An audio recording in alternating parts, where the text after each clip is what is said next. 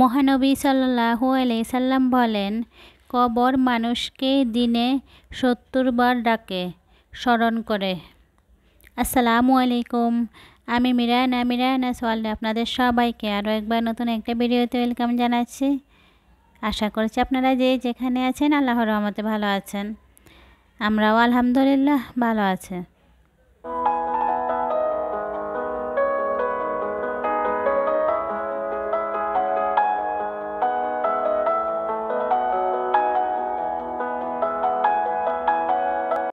সব বাচ্চাদের স্কুল খুলে গিয়েছে, তাই না?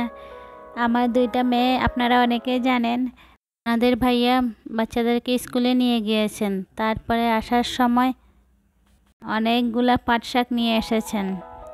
আমাকে কল দিয়েছে, বলেছেন যে কী শাক নিয়ে আসবে। আসলে বাড়ি থেকে আসার পরে আমি এখনও পর্যন্ত শাক খাওয়া হয়নি।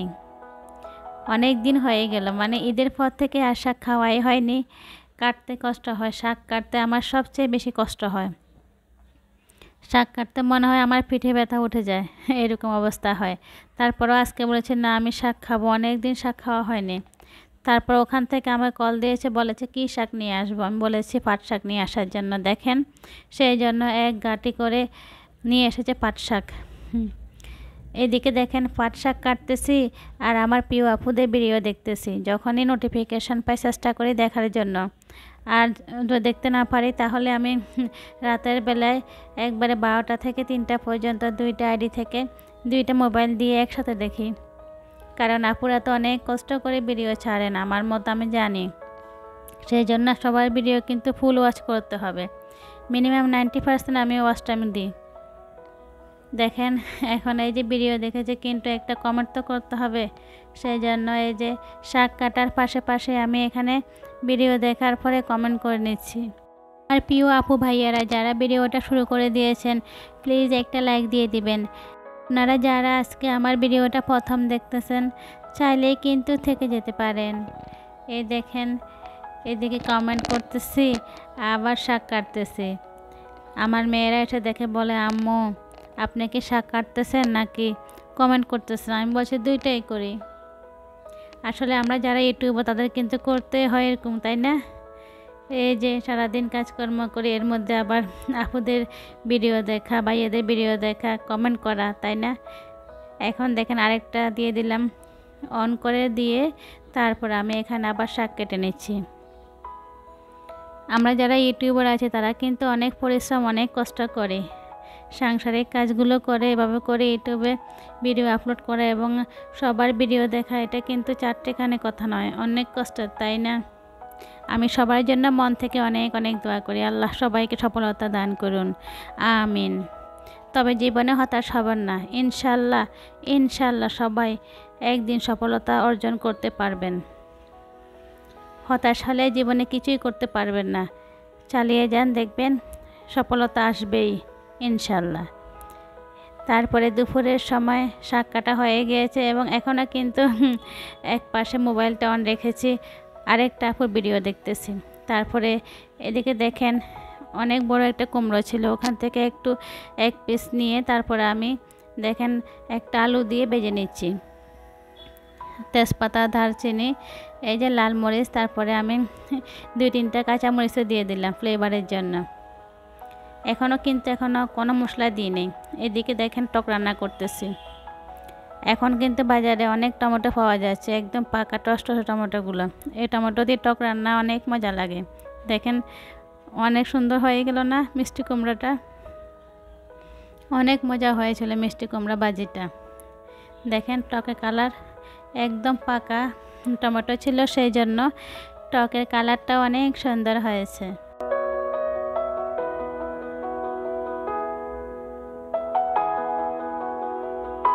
কাল রাত্রে আমি কিছুটা মাংস সিদ্ধ করে রেখেছিলাম। এখন আমি এটা এই যে শিলপাটা বেটে তারপরে দেখেন কিছু কাবাব বানিয়ে নিয়েছি। এই দেখেন এখানে আমি ছোট করে গোল করে কিছু বানিয়েছি, আবার কিছু ব্রেড ক্রাম্ব দিয়ে বানিয়েছি, পাতলা করে লম্বাটে করে, আসলে বিভিন্ন সাইজের দিয়েছি এই জন্য যে আমার বাচ্চাদের টিফিন দিব, যাতে করে বাচ্চারা বোরিং না হয়ে যায়। একদিন একরকমটা দিব, কখনো লম্বাটা দিব, কখনো গোলটা। দেখেন ছোটোগুলা যে দেখতেছেন বলগুলা, ওইগুলো আমি এই যে বড় বড় যে কাঠি আছে, কাঠির মধ্যে 3টা একসঙ্গে চিকেন বলের মতো করে ভেজে দিব। তাহলে বাচ্চারা কিন্তু খেতে পারবে এবং মজা পাবে। যে কোনো জিনিস দেখতে সুন্দর হলে কিন্তু খেতেও আগ্রহটা জন্মায়, তাই না? এগুলো আমি এখন এভাবে করে প্লেট সহ ডিপ ফ্রিজে রেখে দিব। যখন একটু শক্ত হবে তারপরে আমি একটা এয়ারটাইট বক্সে রেখে দিব। এবার যাই আমার বারান্দায়। আমার বারান্দার গাছপালাগুলো কিন্তু আপনাদের সবার কাছে অনেক পরিচিত। তারপরেও আজকে কয়েকটা গাছ নতুন করে লাগিয়েছি, আপনাদের সঙ্গে শেয়ার করব। আর শেয়ার করব কিভাবে ছোট বারান্দায় অনেক বড় করে বাগান করা যায়। দেখেন মানি প্ল্যান্ট গাছটা অনেক সুন্দর হয়েছে না, গ্রিল দিয়ে বেয়ে যাচ্ছে। আসলে এটার কোনো যত্নই লাগে না। আমি জানি আমার অনেক আপুদের এই মানি প্ল্যান্ট গাছটা আছে। দেখেন রেন লিলি, মেহেদি গাছ, মিষ্টি কুমড়ো গাছ, তারপর আমার এখানে তুলসী গাছ। এই দেখেন এটাও হচ্ছে একটা, এই যে মানি প্ল্যান্ট অনেক সুন্দর করে হয়ে যাচ্ছে। কোনো পানিও দিই না আমি, 3-4 দিনে মিলে হয়তো একটু পানি দেওয়া লাগে, তেমন কিছুই করি না, তারপরেও অনেক সুন্দর করে মানি প্ল্যান্টগুলো হয়ে যায়। এটা হচ্ছে রেইন লিলি। যেহেতু এখন এই যে বৃষ্টির সিজন, বৃষ্টি পড়লে কিন্তু ইনশাআল্লাহ এখানে রেইন লিলি ফুল ফুটবে।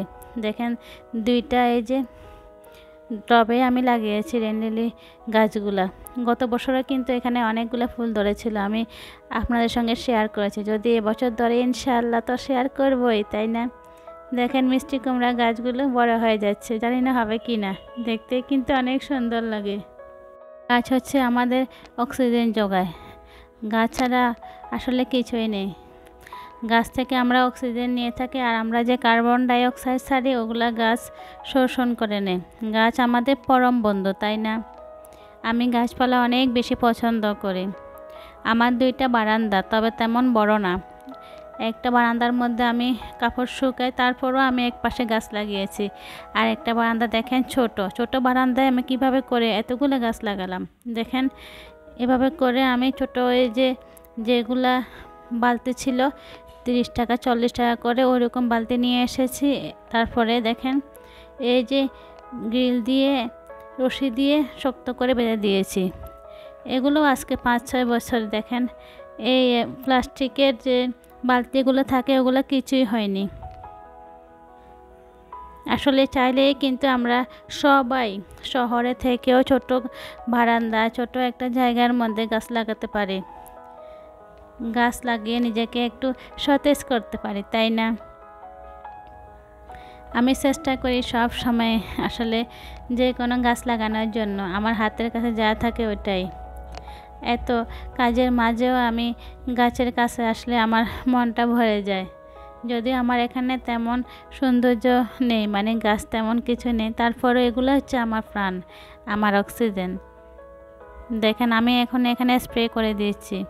এটা হচ্ছে মানে আসরের নামাজের পরে আমার ছোটো মেয়ে একটু ভিডিও করে নিচ্ছে। দেখেন এই যে গাছগুলো যখন গ্রিলের বাইরে দিয়ে চলে যায় বড় হয়, তখনও কিন্তু বাইরে থেকে তাকালে অনেক সুন্দর লাগে। আমি একদিন ওইদিকে ওই পাশে গিয়েছিলাম নিচে, তখন দেখতেছি তাকিয়ে আসলে সুন্দর লাগছিল। তো এটা আমার বারান্দা, মানে বাইরে থেকে দাঁড়ালে কিন্তু আরও বেশি সুন্দর লাগে।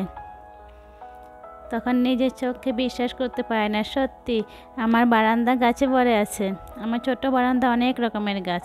দেখেন মাশাআল্লাহ একটা মরিচ গাছ, মানি প্ল্যান্ট গাছ, 3টা মেহেদি গাছ, তা 2টা তুলসী পাতা এই বারান্দায় আছে, 2টা রেইন লিলি, নয়নতারা, চন্দ্রমল্লিকা, পর্তুলিকা, অ্যালোভেরা, তারপরে এখন যে বেলি ফুল। সত্যি এগুলা একটা বারান্দার মধ্যে মানে এতগুলা গাছ, আমার কাছে অবাক লাগে। বারান্দাটা ছোট, তারপরে দেখেন চেষ্টা করলে কিন্তু হয়ে যায়। দেখেন ছোট বারান্দার মাঝে আমি এভাবে করে ছোট বালতিগুলো এনে গাছটা লাগিয়ে দিলাম। মাশাআল্লাহ গাছগুলো অনেক সুন্দর আছে, তাই না? আমি সময় পাই না যত্ন করার জন্য, তারপরে যেটুকু করি ওইটাই আমার কাছে এই গাছগুলো মানে অনেক সুন্দর করে আছে। দেখেন আমি যখন ডিম খেয়ে থাকি, ডিম তো প্রতিদিন খাওয়া লাগে, ডিমের খোসাগুলো আমি ফেলে দিই না। আর চা খেয়ে চা পাতাগুলো রেখে দিই, ডিমের খোসা রেখে দিই, চাল দোয়া ডাল দোয়া পানি শুধু ওইটাই দিই। মাশাআল্লাহ গাছগুলো কিন্তু অনেক সুন্দর হয়ে যায়। আমি যখন দেশের বাড়িতে গিয়েছি তখনও কিন্তু আমার গাছগুলা অনেক সতেজ ছিল মাশাআল্লাহ। আমি 6 দিন পরে এসেও দেখি মাশাআল্লাহ আমার গাছগুলো অনেকটাই সতেজ আছে। আসলে কিন্তু অনেক ভালো লাগছিল। আমার আজকে বারান্দার বাগানটা আপনাদের কেমন লেগেছে অবশ্যই কমেন্টস করে জানাবেন। আপনারা চাইলেই কিন্তু ছোট বারান্দায় আপনাদের বাগানকে অনেক বড় করতে পারেন। আসলে একটু বুদ্ধি খাটালেই কিন্তু হয়ে যায়। এটা হচ্ছে বিকেলবেলা আমি একটু নুডলস বানাচ্ছিলাম বাচ্চাদের জন্য। বাচ্চাদের দিয়ে দিলাম। তারপরে রাতের বেলা দেখেন হঠাৎ করে ঝুম বৃষ্টি শুরু হয়ে গেল। প্রচুর বৃষ্টি, দেখেন বিদ্যুৎ চমকাচ্ছে আর বৃষ্টি হচ্ছে।